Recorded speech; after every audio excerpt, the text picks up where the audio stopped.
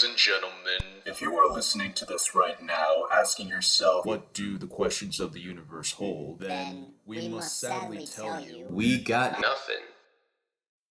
We Got Nothing is now in 2024. Greetings and salutations, my psychedelic children, my beautiful souls, and welcome once again to the expose in the art of conversation, We Got Nothing. I am your host, Catalyst Jost, coming at you once again from the beautiful sunshine wasteland of Central Florida. And I am here once again doing a sort of retake of what is usually our annual year in review in terms of pop culture, only this time about a month later, unfortunately. So, here today to review 2023 in all of its glory is the one and only Saturn Lunar Nova. Hello. And at least it's still the beginning of the year. We're not doing it in July. Yeah, no, right? It's literally the month ends tomorrow, but who cares, right? Have we ever been conventional? Absolutely not. There we go. So how has your week been going, Saturn? Not bad. I'm working on a book 2 of Monette Kingdoms for Mark Bridge, and the money for that will go down on a down payment for a new vehicle for traveling to Comic Cons and stuff, and anywhere else really. Nice. And I don't know if you'd be able to tell this, but when can we expect to see the full version, the final product that is Monette Kingdom? I'm not sure, but definitely this year. He wants 3 books this year, and right now it's going to take Lid a minute to color this because she is still working on Fennec, which our Kickstarter for Fennec starts in March, and that book is all 5 chapters of Fennec in one book. That's what that Kickstarter will be, and after that, Lid will start coloring Monette Kingdoms. Dope as hell.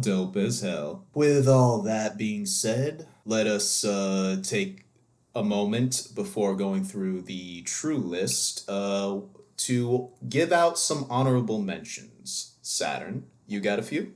Yes. So, honorable mentions, these things are just they're not lesser than the choices I made. They just have to be said, and it's hard to choose 5, but honorable mentions for me, I would say Spider-Man 2, the game. Man, that shit was crazy. Across the Spider-Verse, really good animation, like next level, changing the game. The TMNT cartoon, the Mario cartoon, Guardians of the Galaxy 3, and Mortal Kombat 1, the game. All honorable mentions, all made last year. Fucking awesome. Righteous. Unfortunately for me, I had actually deleted my list, and I was able to remember my top 5 overall. But if I could give a couple honorable mentions, they would all be Star Wars for one thing. Because Ahsoka was definitely a surprise. Like, people really downplayed it because of the lightsaber combat, and also people were just talking trash because like they didn't understand the overall story, because chances are these guys have never seen Rebels or anything like Dave Filoni made in terms of the animation. You know what's crazy is that Star Wars fans have not changed. The guy who wrote Monette Kingdoms, Mark Bridge, he sent me, on our Discord, he sent a picture of a Star Wars fan club that said that they were shutting down their fan club because they were so pissed off at The Empire Strikes Back when it first came out. The Empire Strikes Back is everyone's holy grail of a Star Wars movie. Like, that's everybody's favorite freaking Star Wars movie, and even then, they hated it. You know what I mean? Well, did they give any reason for it? Because it's not like that's the same thing as that's shitting on a classic, literally speaking. Absolutely. If you want to continue what you're saying, I'll look up what that post was, and I'll read it real quick. Well, on the subject of Star Wars again, pertaining to honorable mentions, I did finally get the chance to crack open a hidden gem that I only got to play towards the end of the year, and that being Star Wars Jedi Survivor, the second game in Respawn EA's Jedi trilogy with I forget the actor's name, but he played Shameless in he played Ian in Shameless, and his take of Cal Kestis and what it's like to be a Jedi without the Order there, it's probably one of the most original takes I've seen from the Jedi characters in such a long time. And the colorful cast of characters in general really help propel this story forward. And, it cracks open a lot of hidden lore that has not been really touched upon since Disney's acquisition of the property itself, and probably hasn't been seen in a video game since the Knights of the Old Republic games. Wow. I love it, even though the second boss I faced was the Rancor, and I must have died to that son of a bitch about like 50 fucking times. Yeah, that part looks terrifying. I've seen some footage online. It just like comes out of nowhere, right? Oh, yeah, yeah, you kind of got to do it's one of the first side missions you do once you leave Coruscant. Spoilers for there. Honestly, this whole podcast is one big spoiler on a lot of stuff. So, might as well, if you hate spoilers, this episode ain't for you. But yeah, no, you go on a side mission where you're trying to recover what happened to some lost settlers on the next planet, and you find out pretty damn quick. As soon as I saw that clawed hand come out of the cave, I'm like, oh god, is this it? Yes.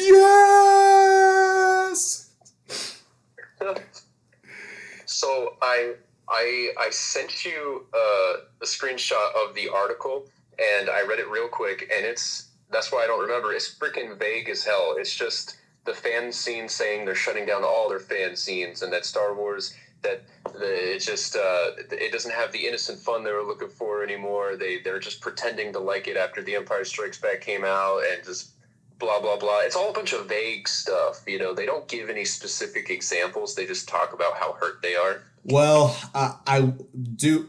Well, So I man. will say this: at least today, haters have reasons. Back then, they didn't give a single reason. Yeah, no, I was gonna hold off on it, but I'll look at it real quick. But we realize we weren't having fun. Blah blah blah blah blah. Oh my god, nah, nah. I just kind of just skimmed through this first paragraph, and already I don't care. Like, what, what the fuck are you talking about, dude? This movie, this beautiful piece of cinema is still known as one of the great sci-fi epics of all time, and is also one of the defining movies of generations and the franchise in general. And for many even not just a sci-fi nerd, many a film scholar still cite the overall plot twist of Vader being Luke's father as probably the best in cinema history. How can you argue with I that? think it goes for the younger fan base of Star Wars, because it's like when The Empire Strike Back came out, all the adult fans hated it, but the kids grew up to make sure it was an iconic movie. Same thing with the prequel trilogy. Everyone shits on Jar Jar, et cetera, et cetera. But people who are our age, like in their 31 or a little bit younger, we grew up like not caring about Jar Jar or any of that stuff. Like, we didn't grow up with the Star Wars politics, so to us the prequel trilogy is good. And same thing with today. Is just like when I hear people talk about the Force Awakens trilogy, it's all old Star Wars fans who hate it. And it's the younger generations who like often stick up for it. So it's just, I think every generation just has their Star Wars, and that's kind of what's cool about it. Yeah, yeah, and regardless of different opinions on the varying degrees of the property itself, it's more Star Wars. Like, what is there really to complain about, bro? It's not like it's the Star Wars Droid Christmas special, which I've heard nothing but horror stories about. Oh yeah, I've seen the Christmas special twice, and yeah, I think the only part that is like completely unwatchable is everything to do with Chewbacca's family. It's just there's no subtitles. It's just them as a family sitting there going ooh like the whole fucking time. It gets annoying quick, but there's an excellent animation with Boba Fett. His first appearance actually, and man, that animation's good. Yeah, no, Boba actually makes an appearance in Jedi Survivor there, and that was another one that just like pops right out you. Like, what is happening right now? Uh, it, Oh, that's awesome. and going off of what you were saying about this new generation, like shitting on some of the old material of stuff like that, there was my first day of work here. There was a coworker in the background having a conversation with friends there. He was downplaying movies like Friday the 13th and A Nightmare on Elm Street, saying that like this is so cheesy, it's so old, it's like what my dad likes, and I'm like, no one cares. And dude, I almost died of cringe. Like, bro, what are you talking about? Like, those are still like, I don't know if they'd be considered the modern universal monsters anymore, because I've made that argument plenty of times. But those were the universal movie monsters of the next generation after Dracula and Frankenstein and the Wolfman. Like, they're iconic, and they shaped horror to what it is today. Which, speaking of which, another honorable mention I gotta give is to Spyglass's Thanksgiving. Now, I already talked about it with Patrick Hayes on one of the former podcasts there. So if you'd like to hear our interpretations on it, go to there. But like a brief synopsis, it is a love letter to the horror films of the past in terms of the slasher genre. It holds up in a lot of ways. There are some parts that fall flat, but it is a horror movie for horror movie fans, made by horror movie fans. And it still, like, it has one of the most iconic kills I've seen in a movie in a long time. Like, I get it, I get embracing modernity and progression, but like, I don't know, I guess I'm kind of like a grandpa in this aspect, where like you also got to pay a little bit homage and respect to that which came before. Am I wrong? No, for real. It's definitely on my list. I haven't seen it yet, but like, it just, I'm really happy that last year spawned a whole bunch of new slasher films. I like that that's the genre that's coming back, and this movie looks like it hit all the points. You know? Yes, yes, yes. And the final honorable mention on the subject of horror would be Resident Evil 4 remake. Ooh, Yeah, I've heard a not lot of good stuff about that. about a couple months before it came out, I had finally gone back to the original Resident Evil 4, and like seeing the differences, I just love what Capcom is accomplishing with these remakes of stuff like RE2 and RE3. Not just the graphical and gameplay design, but like they add a little details here and there that kind of like doesn't shit on the old experiences but enhances them, and the creature designs are absolutely top notch from the ground up. And let's face it, people, it's nice to move and shoot at the same time for once. Right. When you came over and you played freaking Nemesis for the first time in a minute, it took a while to figure that out, Oh, huh? dude. That Yeah, no, it's crazy because I did a while back play the Resident Evil 1 remake, and they use tank controls too, but like the thing about it is people forget that the OG PS1 did not have the joysticks, the little thumbsticks there. So there were a few things I had to like relearn pretty damn fast. Like I was almost like, wait a minute, Oh my god, I've been Yeah, spoiled by modern gaming technology. God damn it. yes, PS1 didn't get a joystick until later, and then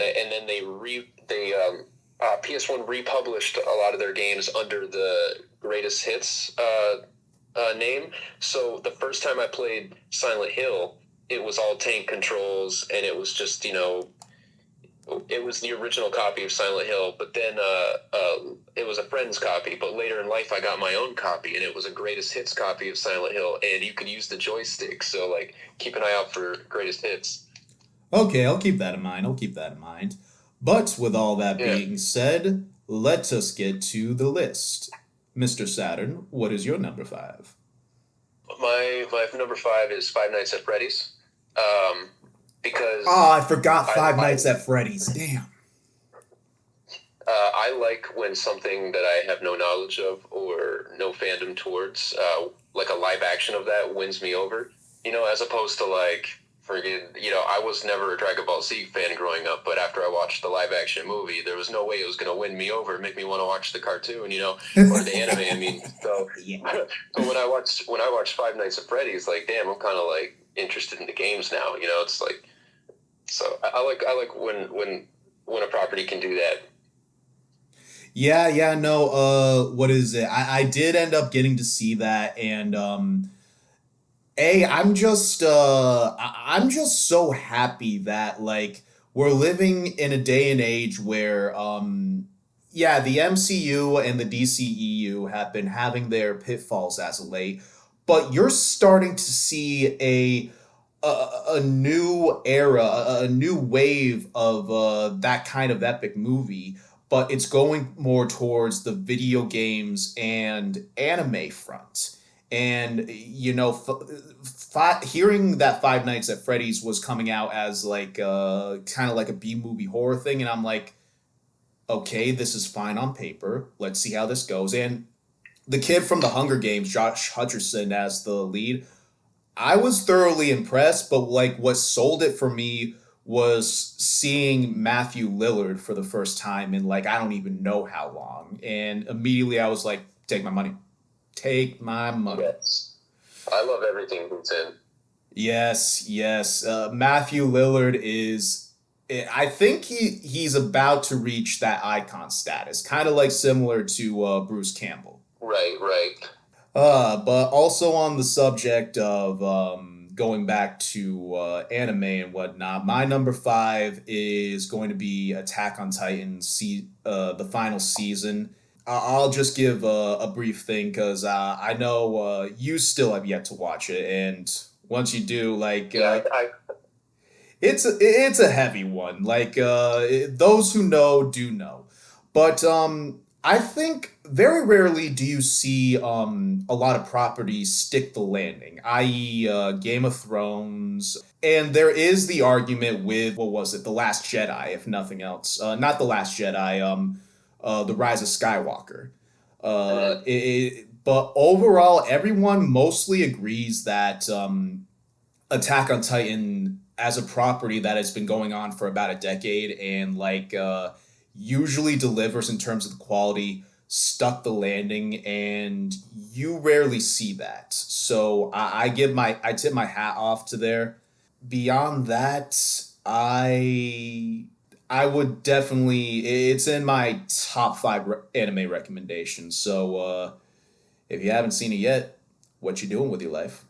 Not specifically you. I already know what you're doing with your life, but yeah, no, I feel you because like Attack on Titan, I know from what everyone says, like when everyone's really into a dramatic show like that, that means a lot of people I love are gonna die. So that means I'm gonna have to prepare my heart before I watch that. So it's oh, like, whew, it is I'm waiting for that energy. it is very much the Game of Thrones of anime right now. It's brutal. It's going to break your heart.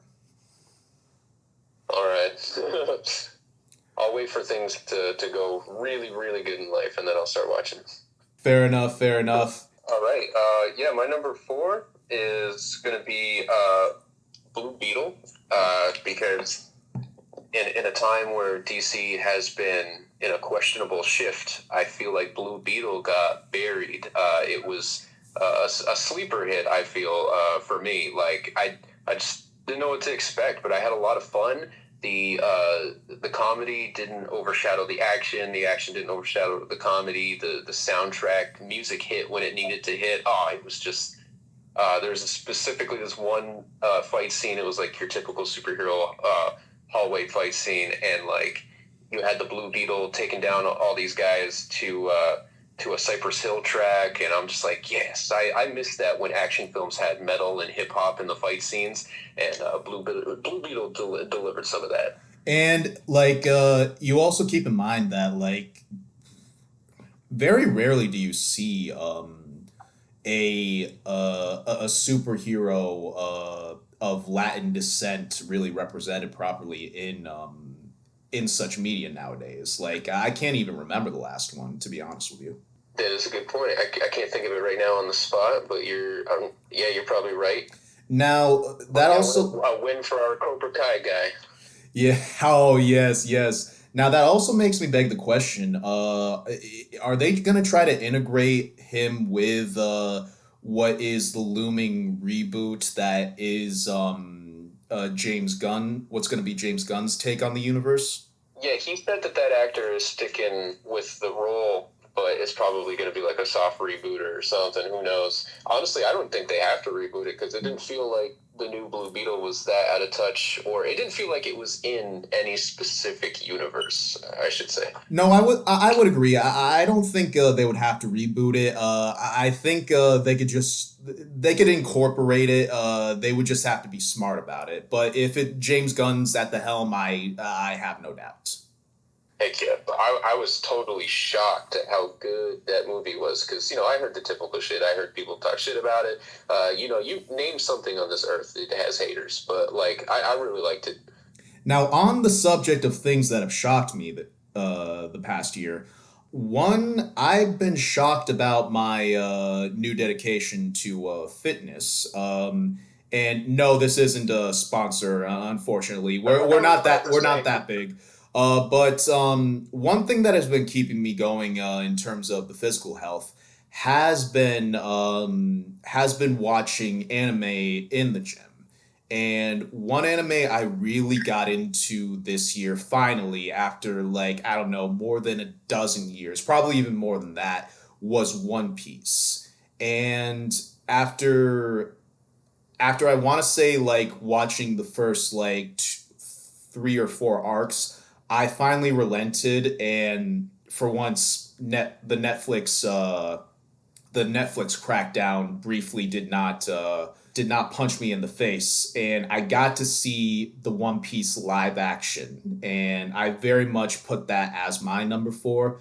Now, before I had left Christmas with you guys, I introduced you to a few episodes there. Have you gotten any further with that? yes, not much further because we're still on that first freaking 61 episode arc, but we have been watching it. We even watched some of it yesterday. And I'm enjoying it. And after I saw how much there is to watch of that fucking show, I guarantee you I'm not gonna watch all of it. I'm gonna watch it until I feel maybe a little bored or something, and then I'm gonna start the live action. But I don't know how much to watch before I start the live action. Well, how far are you in it right now in terms of the current arc? I want to say we're like episode 16 ish. We're like around there. The live action is an episode, almost like shot for shot remake of the Romance Dawn arc, which pertains to like how Luffy is introduced in the story and how he acquires characters like Zoro and Nami and Usopp and all of them. Like it's the beginning arc of the entire anime. Because of the limitations of live action, and of course, the eight episode season thing that modern television shows do, which that kind of pisses me off a little bit. But it does it in a way that doesn't feel like it's insulting the fans. Like there are things that are changed in the live action that have either been rearranged as opposed to the anime or cut altogether. But it doesn't. Again, it doesn't do it in a way that insults like longtime fans of the series. And what surprised me was it had like that CW kind of feel that that CW charm that you would find with stuff like The Flash and Titans and whatnot. And it does it with its own Netflix spin on it, and it works. It works, and whoever casted these guys for the main five trio of the Straw Hat Crew was absolutely on point. And I'm just so shocked because like live action anime adaptations, like along with video game movies of the past, just don't work. They up until now they just do not work. And aside from Cowboy Bebop, like this breaks the door in for all sorts of potential for live action anime representation, similar to what the MCU did like more than a dozen or so years ago. I really cannot speak about it without getting so passionate about it because this property has been going on for 25 plus years, and just now seeing a live action adaptation and one that doesn't suck and doesn't insult their fan base, it's so rare, and I'm really excited to see what's going to happen in the future, especially with season 2. Oh yeah, I think that just further contributes to the deeper conversation of this particular podcast that anime and video games are the next superhero wave in pop culture. Dude, imagine if they did something like. I was actually talking about this with a coworker not that long ago. Imagine if they did a Fortnite movie. Oh man, that's the thing about Fortnite. Even simpler than a movie, Fortnite has tons of original characters that are so cool, and they do nothing with them. At least give us a comic book. Like, damn, Fortnite, Yeah, no, they're sleeping on a lot of potential. yeah, no, I've always had a love-hate relationship with Fortnite, but like when I visited you guys, you really opened my eyes to just like how much this franchise has transcended pop culture as a whole. I mean, like adding all the different like cosmetics of so many different pop culture properties, but also like what shocked me the most was the soundtracks you showed me. Like this game has its own original music that like you don't see anywhere else, and it's astonishing. Yeah, original music for certain characters that they created. And when I say they create characters, keep in mind that they create a character and then they just do nothing with it, and they get real creative with the individual characters. They'll create theme songs for them and just like backstories and just like, and sometimes their outfits alone tell a really cool story. It's just it's next level. And then they're doing the Rocket League team ups. So there's racing in Fortnite. Then you've got the Lego team up, which is like Fortnite meets Lego and Minecraft, and Animal Crossing. It's a survival game. They're doing so much, and they did this like Guitar Hero knockoff. You know? Oh, really, really? Yeah, yeah, yeah. Mario, Call of Duty, Zelda, Pokemon, Resident Evil. These are games that have completely and utterly changed the fabric of the gaming industry for so many generations. And I think it's safe to say, like, especially with everything we've discussed about that, Fortnite has earned its medal in that pantheon of classic titles. Yeah, I've been saying for a few years now, and it's just becoming bigger and more evident that people are sleeping on Fortnite. But the people who are sleeping on Fortnite the most is the nerd community. The nerd community who sits there and they're like, I'm too cool to play that fucking kids game. I'm not really into those kind of shooter games. And it's like people who say that have literally only played Fortnite maybe one time back when it was not as huge as it was. It's like Fortnite is different, and every freaking season it changes. I mean, even right now, it's really cool. They just added Solid Snake from Metal Gear Solid, and you've got missions where you have to hide in a box and do all kinds of shit that's on Metal Gear. I mean, like they've had Tomb Raider in there. They had a whole freaking Aquaman season where the map was flooded, and you got to be like Jason Momoa's Aquaman. They've had a Rick and Morty season, and there was flying saucers, and like they just do so much shit that's so cool. There was a Marvel season, and like you had Stark Industries, and you had Latveria with Doom's Lair and stuff, and you could be Iron Man and transform from like Iron Man to Tony Stark, and they've even had the Daily Bugle, and so many times you can swing around as Spider-Man. They've got Star Wars seasons. You run around with lightsabers, and it's just there's so much they do, so much for nerds. We're all sleeping on it. Uh, Unbelievable. It is Yeah. so amazing to be versed in pop culture nowadays. It's so amazing to be a geek. It really is nowadays. And speaking of geeking out, what is your number three? My number three is Loki season two. Now, I like Loki season one, and I like a lot of the stuff that Marvel has put out. Even the weaker stuff, I find something that I like in all of it. But Loki season two is a gem, and it's hidden amongst a lot of mediocre stuff. Loki season two is just next level. Has no right being as good as it is. It kind of reminds me of like the last season of Stranger Things. When that came out, it was like not only was it good, but it like fucking destroyed the whole series. It was so good. It was like I don't even need any other season. Just this.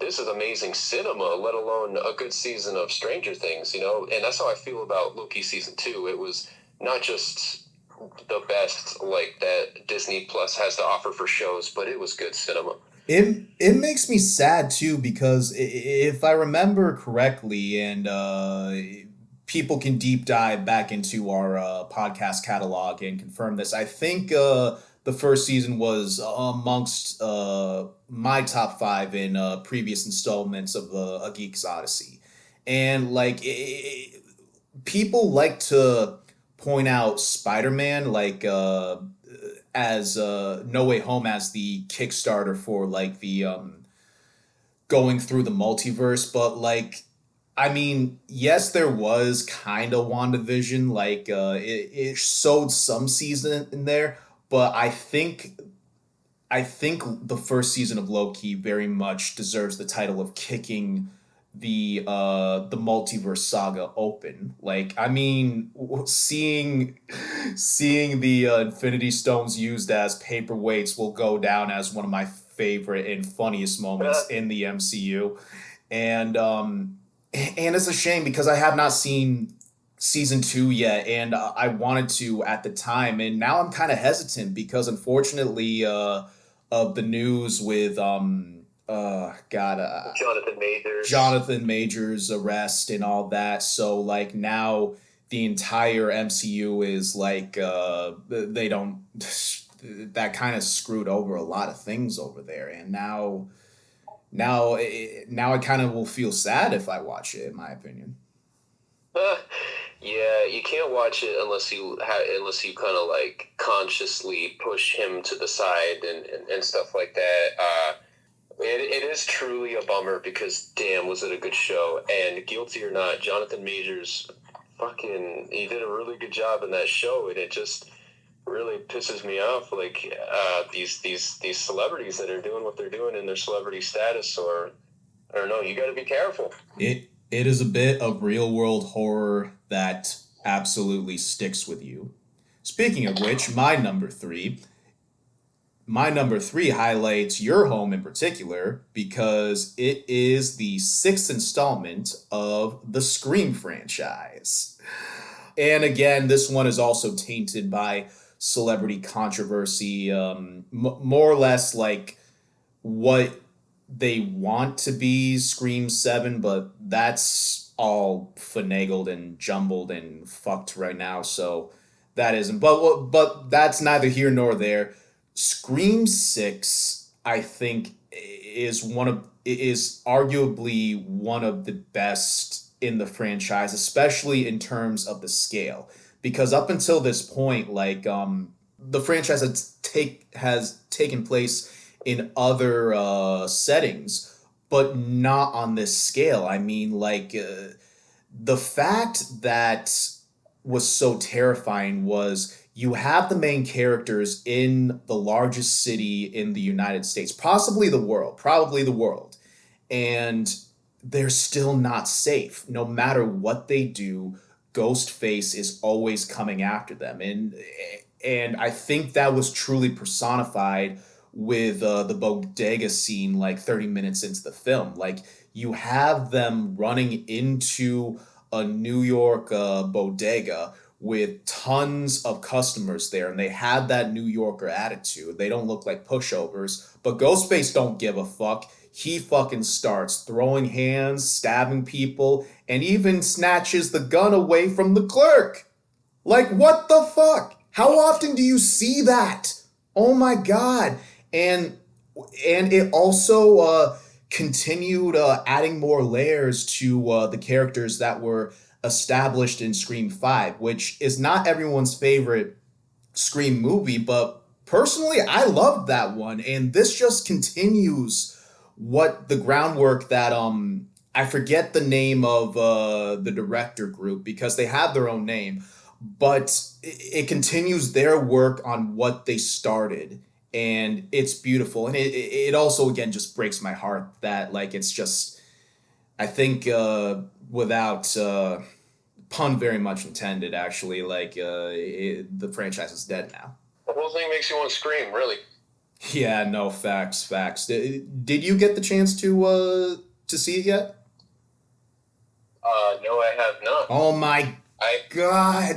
I've only seen up to Scream 4. I know. And it really highlighted the acting chops of Jenna Ortega. Like 2023 was very much Ortega's year between Wednesday and the Scream franchise. Like I am curious to see where her career is going to go. And Melissa Barrera as the main lead, pretty much replacing Nev Campbell's Sydney. I think was a phenomenal move, and like seeing old characters return it again. I can't say anything without a little bit of tears welling up because it is such a beautiful franchise. It's one of the only franchises that keeps the slasher genre going and just adapts with the times. And very rarely do you see that within the horror genre without sacrificing the integrity of the formula.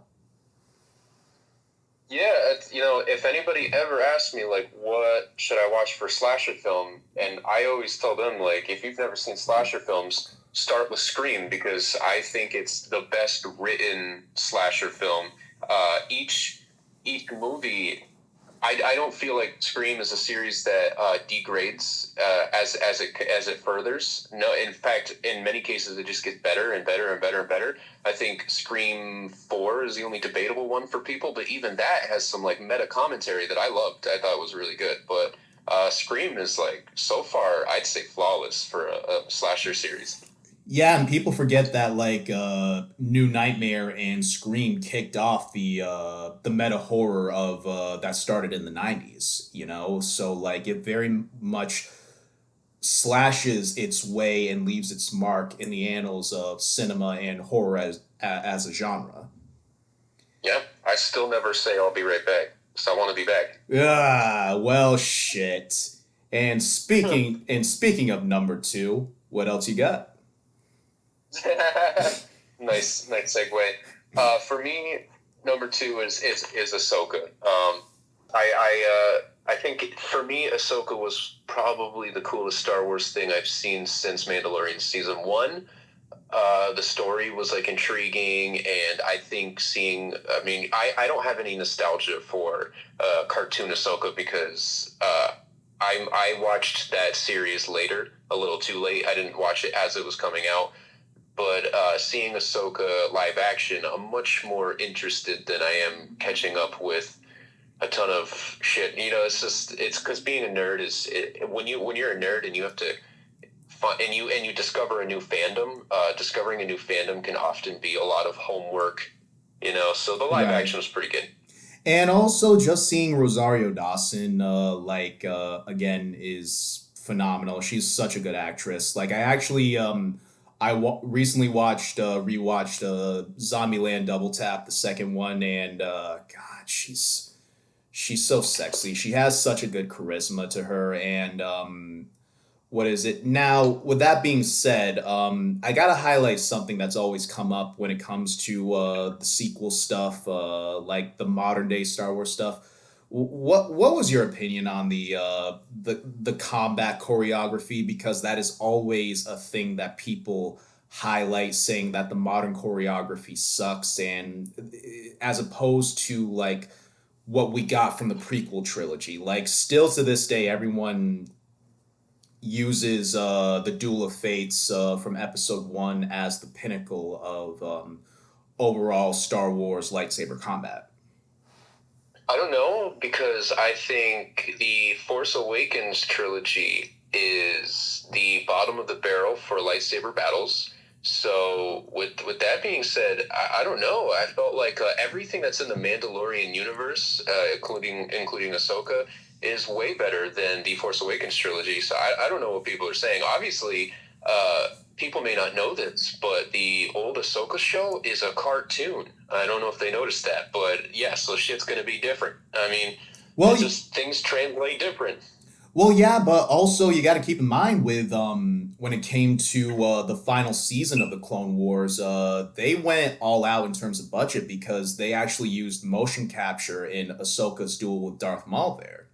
So, but like that also highlights the overall point of how well the choreography was done with the Right, but again, prequel that last trilogies. season was a cartoon, so I don't know. I think I don't know what to tell people because the live action Ahsoka, yeah, it's live action. You have someone who is the age that they are doing those moves. I mean, Rosario Dawson. I mean, she looks good for her age, but she is her age, and she's just learning how to do all this fight shit. You can't. I don't think we can expect it to be a young cartoon Ahsoka. Right, no, I see your point. I see your point. But what is not the complete and total shits for my number two is now originally when we had recorded this, my number two was the Dead Space remake because that's my Resident Evil. Like that was like one of the first horror franchises I got to play, and going through the remake this year was absolutely nostalgic. It kept my blood pumping, and like video game remakes, yeah, you can make the same argument when it comes to movie remakes and how that's all doing it. But like when it comes to the medium of video games, you can get away with it more because like nostalgia sells, A, and B, like going back and seeing different nuances in terms of gameplay and graphics with old franchises, it just makes them better and introduces it to an entirely new generation. Unfortunately, that being said, you motherfucker did me the honor of having to change my number two for this occasion because if you recall, there was a certain movie that I had unfortunately neglected to see, and you fixed that when I went to see you in New York, which is equally funny because number two on my list is Across the Spider Verse. Oh yes, Oh yes, my yes. God. Oh God, where to begin? Where to begin? And it's funny because the first time we did this, my number one, I think, was No Way Home.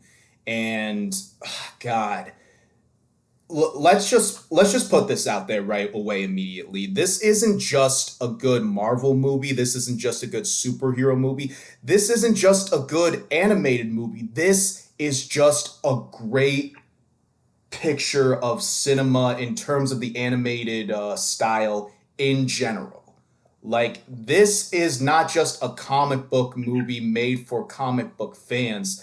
the overall story and the way that the animation just like flows throughout the entire movie from beginning to end is flawless.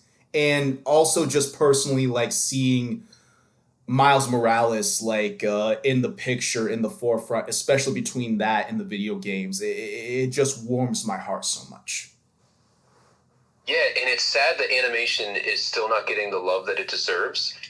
The artists are still not treated very well. They're threatened to be replaced by AI, and they don't get paid what they deserve. They work overtime, Did, and it's like did, this, or well, last year really proved with Spider-Man Across the Universe, the new Mario movie, and TMNT that like these rich companies should be dumping all their dollars into animation. Like seriously, like do I smell another strike on the way?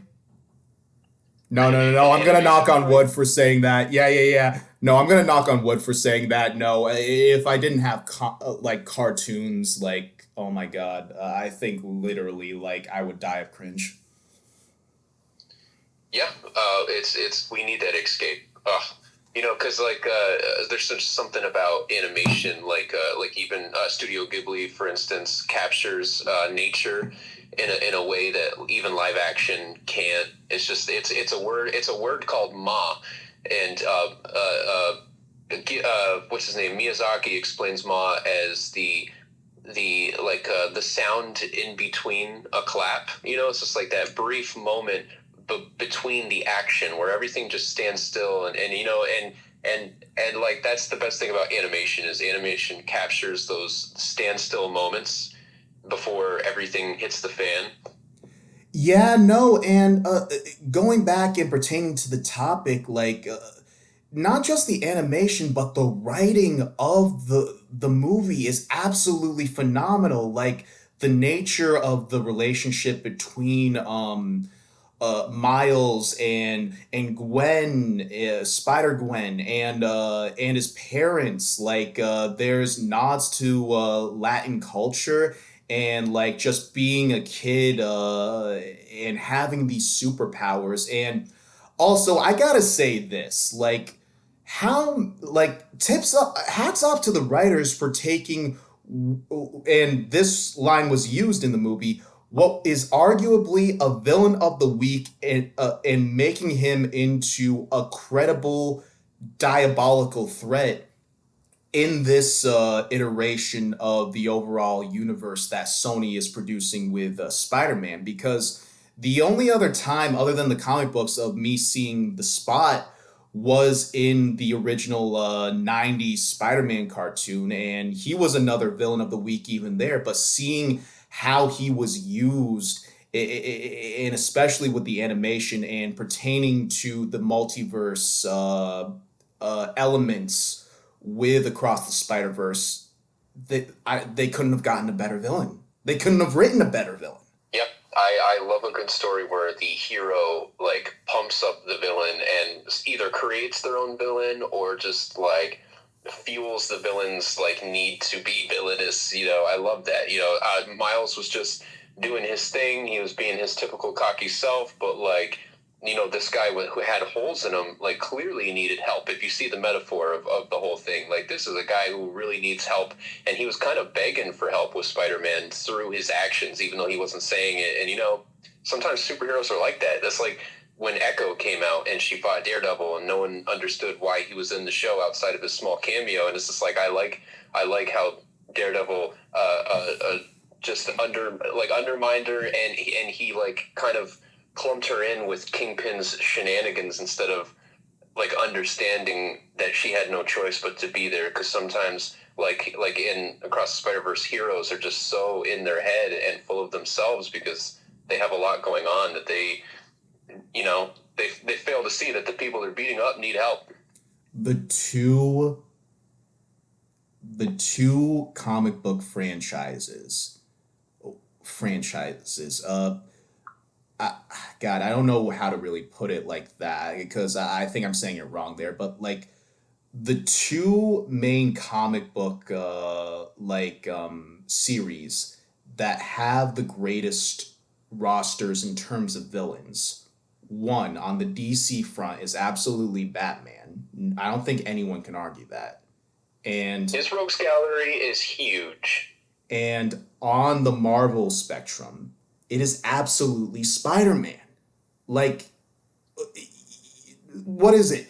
Uh, Captain America, Thor, Iron Man, even the Guardians, the Avengers at large. I think the only thing that comes close is probably X-Men, and beyond like the Brotherhood of Evil Mutants and probably Apocalypse and yeah, Jean Grey for a time too. How many of them can you really name off the top of your head? Spider-Man. You got the Sandman. You got Green Goblin. You got the Kingpin, Wilson Fisk. You got Michael Morbius, the Shocker, Doctor Octopus, fucking in this case the Spy. You got Venom. You got such a big gallery of rogues that is just it's near infinite, even though it's not. But like, look how many names I just named there. Like, Yeah, come no, on. Spidey and Batman, they have so many good iconic villains that they're often not just their problem. Like Spidey's villains will often bleed into other people's problems, other heroes' problems. Like, that's how big a deal Spider-Man's villains are. They you know. And each one is unique and has their own personality and motivations that are complex. You don't see that often, even with like big time franchises. Wait, Spidey's villains are complex. Did anybody tell Sony that or? Well, Kevin Feige and not Dave Filoni, sorry about that. John Favreau knew, but if only Marvel had been smart enough where to sell their properties back in the day. That's the thing. Like Sony knows how to make good Spidey games and Spidey cartoons. Like what the hell? Yeah, I know, right? It's crazy. Now, before you get into your number one, which is my number one as well, I do Yep. have to give one final honorable mention that I completely forgot up until this point, which is near and dear to your heart as is mine, and that being Evil Dead Rise. Oh yeah, yeah. I didn't even think of that. Damn it. That was a Yeah, good one. and how often, like, I think this is because even in what is it, the Evil Dead reboot back in 2013, there was a cameo with Bruce there. But every single iteration of Evil Dead has had Ash Williams in some form or another. This is technically the first and only movie where Ash is not a factor in any sense or shape of the word, and it is still phenomenal. Yeah.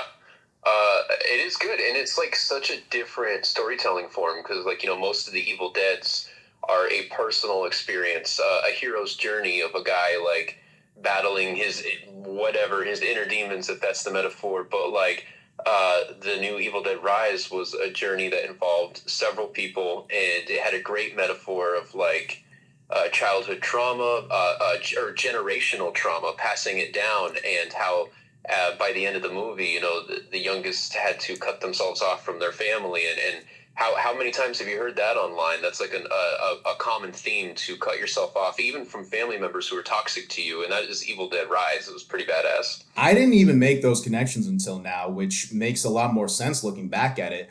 But also, it kind of follows a similar formula to how the original trilogy went, because the first Evil Dead, even though like it was very much campy and cheesy, a product of its time, if you will, um, the first iteration was not intended to be funny, and you saw that with the reboot of Evil Dead back in 2013.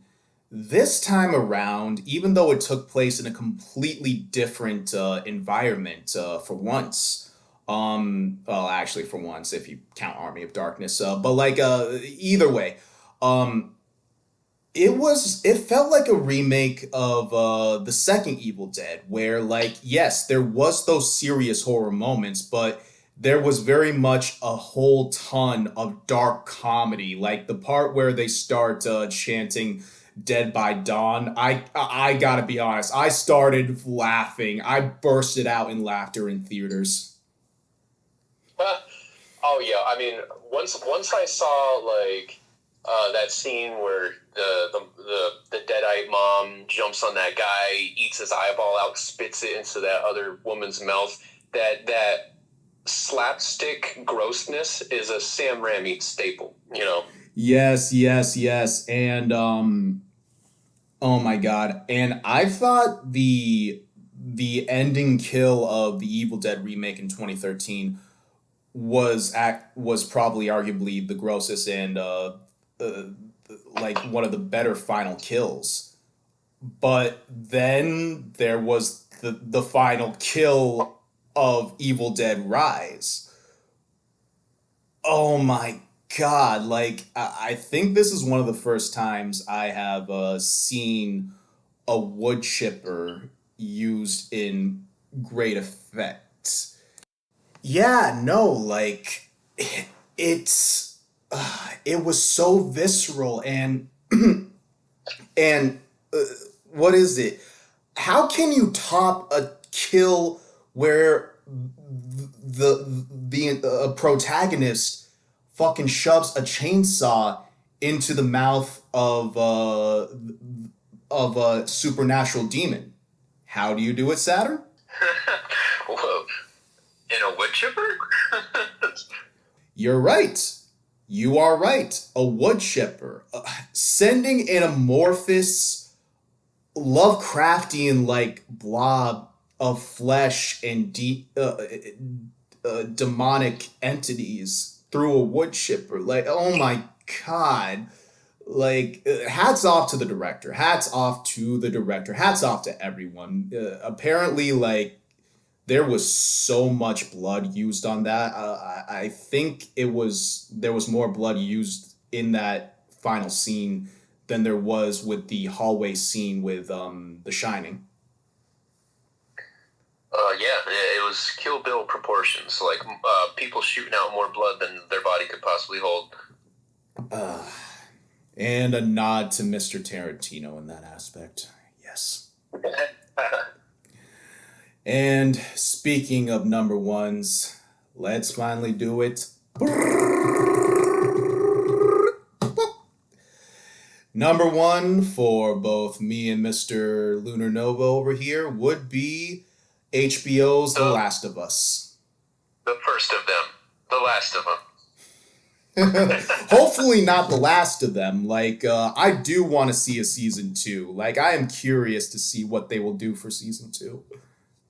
Yeah, see, Last of Us is my number one for the same reason that Five Nights at Freddy's and Ahsoka is on my list because, like, I wasn't a fan of Five Nights at Freddy's or Ahsoka or Last of Us, but these new live action shows and movies like have convinced me otherwise. Like, Last of Us is one of those things. Like, I have no idea about Last of Us the game, but Last of Us 2 the game I know everything about because it was so controversial. It was everywhere. But Last of Us 1, I went in blind. I didn't know anything. That show was just so captivating, so intriguing. And then the one episode about the two lovers there, like that shit is again like just good fucking cinema. Like toss the whole show away. That episode, unbelievable. Like, I don't know. Now, being a long term fan of the franchise, let me say a few things right now. Number one, hats off to every single member of the cast, which included a lot of voice actors from the original video game, including the man himself, Troy Baker, who I found out recently had voiced, I believe he voiced Rick in this last season of Rick and Morty. So, like, that just adds to his portfolio. And uh, not gonna suck his dick anymore. Like I can go an entire podcast on that man, but Again, You said he voiced Rick. He's not the original Rick, right? yeah, no, that was Justin Roiland, and that's a He different. got canceled. Yep, that's a different conversation entirely. God. I was wondering what they were going to do with that, so I had no idea that Troy Baker was doing it. That's cool. Good for him. Yeah, no, like they couldn't have gotten anyone more perfect. Like Troy Baker is one of the last iterations of dudes like Kevin Conroy and like Nolan North, just like making their entire fan base and fame based off of voice acting. Going back to The Last of Us, I don't think any other studio besides HBO and Warner Brothers in general, could have made this possible and as well as they did. Between well, what astounded me the most, and I mean, because there's more time spent with games than there are with movies or TV shows, like you saw a little bit more, you definitely saw more of the clickers and the infected overall in the games than you did the TV show, but that actually made the television show better because it highlighted the biggest themes from the original game, which is the fact that it's not the infected that are necessarily the monsters. They are just like any other environmental hazard, be it nuclear fallout or like Mother Nature itself. The real danger are the humans and the complex emotions and motivations behind these absolutely beautiful characters. And going back to what you were saying, this is a highlight I really want to make with the series. The fact that they did stick with the source material for a lot of ways, but similar to like what they did with One Piece live action, they changed so many different aspects of the series, and they did it in ways that not only did not insult the fan base or the source material, but enhanced it. You, this is a masterpiece of cinematic storytelling, and this is how you adapt a property, be it novelization, be it literature, be it comic books, be it video games. This is how you make an adaptation right. And in my personal opinion, I think part of that was having a series creator Neil Druckmann, the guy who made the original game, both games, in the forefront when it came to uh, overall creating and writing the television series, which is sorely missing from a lot of old school adaptations of different things. Like, for example, say what you will about The Walking Dead. I have like given it praise and I have shat on it. One of the biggest things is the fact that, oh God, Robert Kirkman, what was his name, right?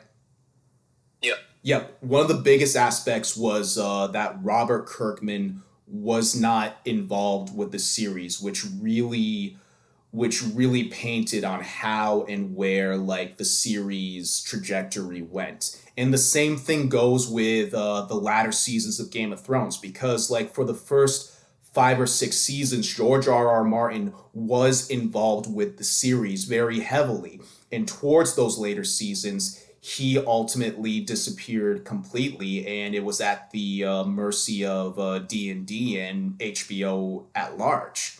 Like, my point I'm making is when you adapt these big juggernaut franchises from whatever medium, you need to have the creator of the series involved. Otherwise, it is a crapshoot at best and possibly the worst thing that can happen for it at worst.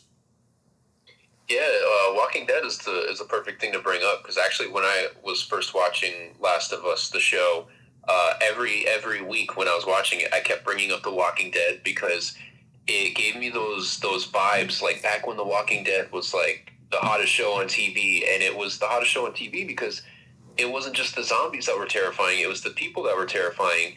And not only that, but just like there was a lot of shocking things that happened, like on The Walking Dead every week it was just like, oh my god, that happened, and it was fucking shocking.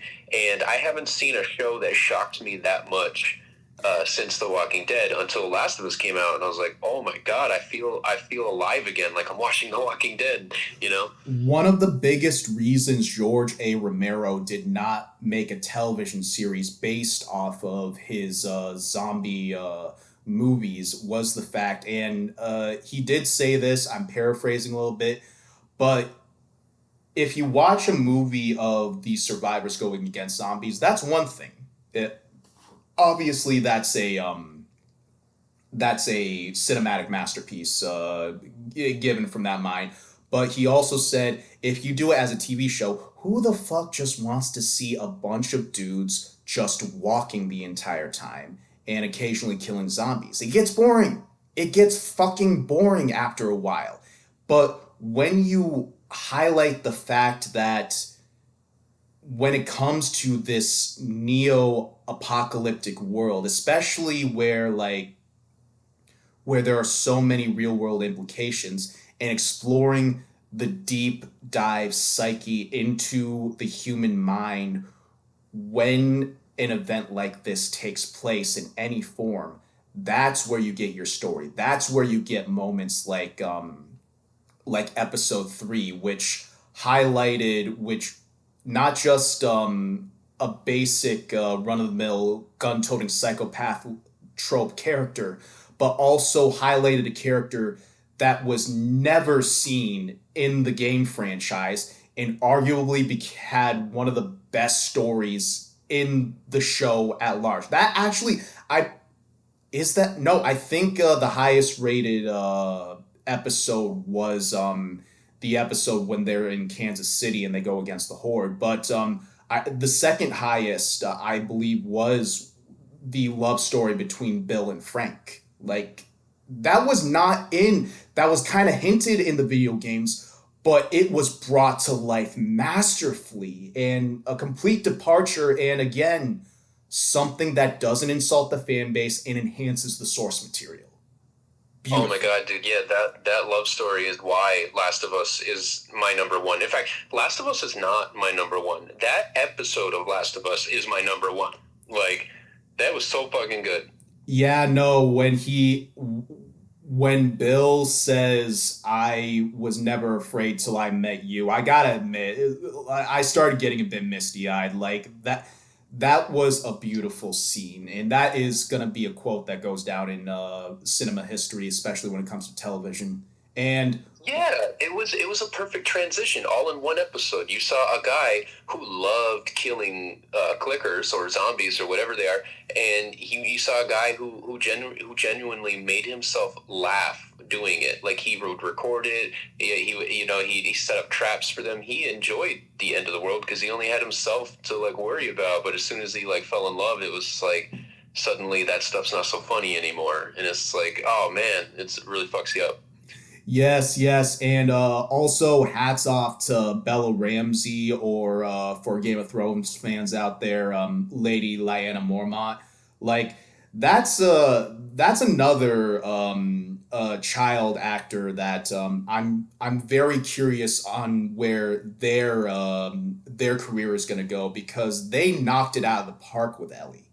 Like Oh yeah, like that person really came out of their shell because like you watch Game of Thrones and you're like, okay, they have some like actually I can't even think of any cool moments that she had in Game of Thrones, but like in Walking Dead, or I mean, oh shit, see now we fucked me up yeah, with the yeah, Walking Dead no, talk. right, right. In Last of Us, yeah,